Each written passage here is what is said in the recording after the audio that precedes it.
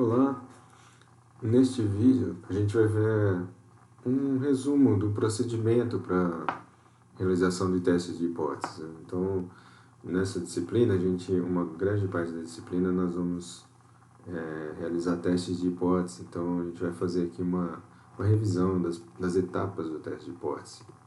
Então, o objetivo mesmo do teste de hipótese é fornecer um método para a gente verificar se os dados amostrais evidenciam, né, se uma hipótese formulada. Então, a ideia é que a gente tem uma hipótese que a gente pode verificar através dos dados, né, se essa hipótese ela é apoiada ou não.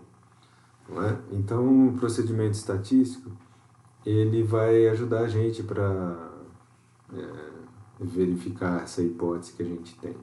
Só que o procedimento estatístico ele sempre vai testar a hipótese nula, que é escrita na forma da igualdade. Então, na estatística, a gente vai ter a hipótese H0, né, que eu tenho que um parâmetro da população seja igual a um determinado valor. Né? Mas, nesses testes que a gente está falando, a hipótese pode ser assim, a distribuição da população é igual a uma determinada distribuição teórica, por exemplo. Isso é uma hipótese H0, porque a distribuição é igual. Por exemplo, a distribuição é uma distribuição normal. Essa é uma hipótese H0. Mas eu posso testar também, olha, a mediana é igual a um determinado valor. A proporção é igual a um 0,8, por exemplo. Essas são hipóteses H0, né? Hipótese de igualdade. Então, a gente sempre vai escrever a hipótese H0 como sendo essa igualdade. Assim. E a gente tem as hipóteses alternativas, aqui faltou escrever, né? Escrevemos a hipótese alternativa, né? Numa das seguintes formas. H1, né? Esse parâmetro menor do que um determinado valor. H1, dois pontos, esse parâmetro diferente de determinado valor, que está na hipótese H0. Ou H1, o parâmetro é maior do que um determinado valor. No caso da gente testar distribuições, por exemplo, a hipótese H0 vai testar se a distribuição é normal. Então, a hipótese H1, a distribuição não é normal, é diferente da normal. Uma confusão que acontece é que às vezes a gente formula uma hipótese e essa hipótese nem sempre precisa ser a afirmativa que a gente tem, que a gente quer testar, ela não precisa ser o H0. Às vezes a gente quer, por exemplo, a gente quer saber se a correlação é diferente de zero. Será que a correlação é diferente de zero? E a gente pega uma amostra e qual que é a hipótese H0? Bom, a hipótese H0 é a igualdade. Correlação é igual a zero. E a hipótese alternativa é que a correlação seja diferente de zero. Então, nesse caso, a afirmativa que a gente formulou não é a hipótese H0, né? É a hipótese alternativa. Então, essa afirmativa que a gente quer testar se é diferente de zero, ela vai ser testada indiretamente, porque diretamente o que o teste estatístico faz é testar a hipótese nula. Bom, então, para estabelecer um procedimento, né, eu vou seguir essencialmente aqui falando no livro do Triola, né, a gente separa a parte que a gente tem a nossa afirmativa, chamada de afirmativa original, o procedimento do teste de hipótese, né, a gente separa a parte aqui que eu destaquei em azul, ela é relacionada à afirmativa que a gente quer testar. E a parte vermelha, em vermelho aqui, ela está relacionada com o procedimento estatístico, que os pacotes, assim, que tem a ver com a estatística mesmo, né, que é testar a hipótese H0 e tal. Então, por exemplo, eu quero fazer eu vou testar uma afirmativa. Eu tenho que escrever ela em símbolos matemáticos. Então eu posso, essa afirmativa que eu estou querendo testar, eu escrevo ela igual, diferente, maior, menor, menor igual, maior igual. Então eu quero testar, será que a correlação é maior ou igual a zero, por exemplo? Então eu teria que usar o símbolo maior ou igual. Uma coisa, e aí eu tenho que escrever o oposto também nessa afirmativa, em símbolos matemáticos. Então, de tal forma que exclua a afirmativa original que eu fiz aqui. Então, se eu falei que a correlação maior ou igual a zero, então nessa etapa 2 teria que ser correlação menor do que zero. um exemplo para correlação, né? Mas pode ser, por exemplo, vou testar uma distribuição. Distribuição é igual a normal? Aqui seria distribuição diferente da normal. Bom, mas depois de estabelecido isso, eu preciso escrever a hipótese H0 e H1. Então percebam, eu não escrevo H0 e H1 aqui logo de cara. Eu escrevo a afirmativa que eu quero testar, afirmativa original, e o oposto. Para identificar H0 e H1, então eu venho para esse passo 3 aqui. O H0 vai ser a igualdade, mas ela está aqui. Numa dessas duas vai ter a igualdade. Por exemplo, naquele caso que eu falei maior ou igual a zero, a igualdade estaria aqui. Então, vamos dizer, eu escrevo H0, correlação igual a zero. Não vou usar o sinal maior ou igual. Alguns livros utilizam, o Triola recomenda usar igual só para H0, né? Eu posso usar só igual para escrever H0.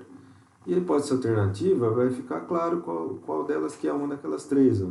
Porque se eu voltar aqui, dessas aqui, entre a opção 1, que é essa, e a opção 2, que é essa outra de baixo, qual que não contém igualdade? Nesse caso que eu tinha falado da correlação ser maior ou igual a zero, a que não tem igualdade é essa de baixo, que é a correlação menor que zero. Então essa não contém a igualdade. Então a hipótese H1 seria correlação menor do que zero. Então se eu voltar aqui, eu teria a hipótese H0 onde a correlação seria igual a zero e a hipótese H1 que é a correlação menor do que zero. Então isso para mim já ia definir um teste unilateral à esquerda. Tal.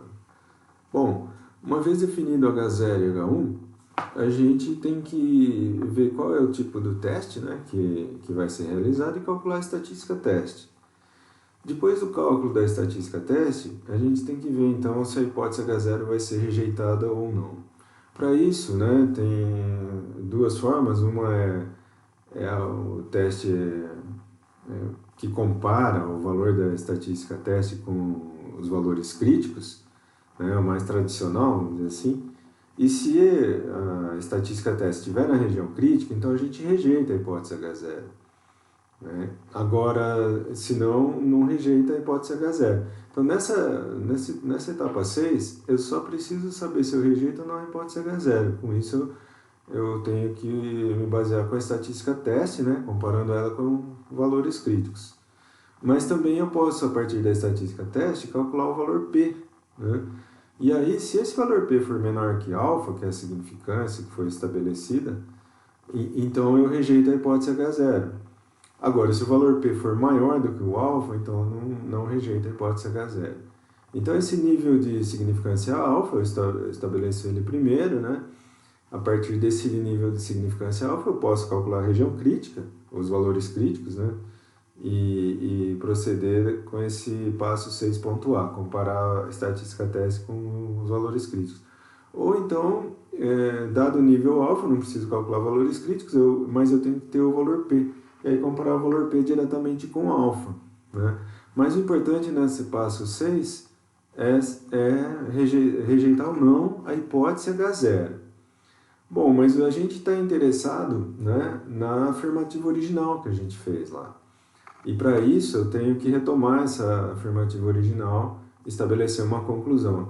Veja, rejeitar a hipótese H0 não significa necessariamente rejeitar a minha afirmativa, né? Porque a afirmativa não precisa ser a hipótese H0. Nesse caso aqui que a gente fez, até que é porque tem esse maior igual, que eu tinha falado da correlação ser maior ou igual a zero. Mas, então a gente tem que retomar a afirmativa original e estabelecer uma conclusão. E para isso, no livro Triola, tem um esquema interessante, que é esse aqui, né? Tem como é que eu faço a conclusão, então? Então eu preciso pensar assim, a afirmativa que eu fiz lá naquele passo 1, ela contém o sinal de igualdade, ela contém uma condição de igualdade, pode ser maior igual, menor igual, igual, né? Mas ela tem esse sinal de igualdade. Se tiver, se você rejeita H0, então você também rejeita a tua afirmativa, né? Porque ela tem o sinal de igual. Agora, se você não rejeita H0, então também você não rejeita a tua afirmativa. Isso se ela tiver o sinal de igual. Agora, se a afirmativa que eu fiz não tem o sinal de igual, aí você, naquele passo 6 que teve, você rejeitou a hipótese H0? Se você rejeitou, então você apoia a afirmativa, porque olha só, a afirmativa não tem igualdade, e você rejeitou H0, que é a igualdade, então você fica com a afirmativa. Apoia a afirmativa original que você fez. Tá? Agora, no caso de você não rejeitar essa hipótese H0, né? Então você não vai apoiar a afirmativa, porque se você não rejeita a igualdade e a sua afirmativa não contém a igualdade, mas você não rejeitou a igualdade, então você não apoia a sua afirmativa. Então tem esse esquema assim, acho que é quebrando por etapas, não é? Então voltando aqui, a etapa que você tem é estabelecer corretamente quem é H0 e H1, com base nas afirmativas e o oposto que você tem. Depois, testando, você vai ter um valor P, ou então um teste tradicional e comparar com os valores críticos, a estatística teste. Você vai sair daqui dessa etapa estatística com a seguinte decisão: rejeitar ou não a hipótese H0. Depois você restabelece uma conexão lá com a tua afirmativa original, através desse fluxograma aqui. Então você precisa ver se a afirmativa original tem igualdade ou não, e tem que ter aquela informação do passo 6, se você rejeitou ou não a hipótese H0. Tá? Então, quer dizer, essa é o esquema geral para fazer um teste de hipótese, né? Que isso vai ser usado em todos os testes de hipótese que a gente vai fazer. Tá? Bom, mas aqui nós vamos fazer testes não paramétricos nessa disciplina. O teste paramétrico geralmente ele tem uma exigência, tem que os dados geralmente depende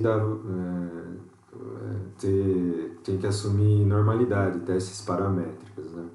Agora, testes não paramétricos, eles são mais amplos, assim, você pode tratar muitos tipos de dados, né? Métricos, não métricos, você faz testes de categorias, de exposições e distribuição de categorias, né? Então, os testes não paramétricos, eles são mais genéricos nesse sentido que os outros testes paramétricos vistos em outra ocasião que a gente viu.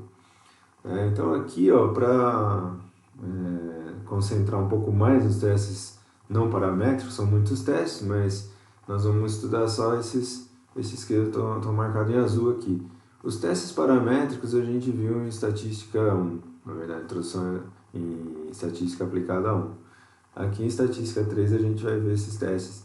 Também a gente divide para uma amostra, né? Binomial, Q quadrado e tal. E para duas amostras independentes e relacionadas, e para cá amostras também, mais do que duas amostras independentes e relacionadas.